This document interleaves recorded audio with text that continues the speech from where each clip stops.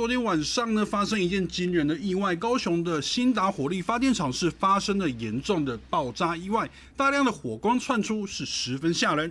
幸好消防是及时大量出动救援，目前并没有传出伤情。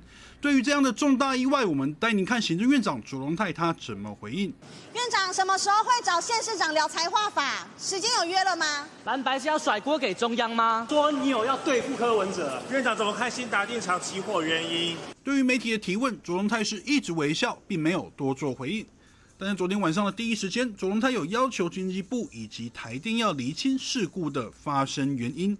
而目前台电董事长曾文生也有赶往现场了解初步的状况。目前初步的判断是由天然气泄漏所导致发生的意外，但是详细的事故原因还有待厘清。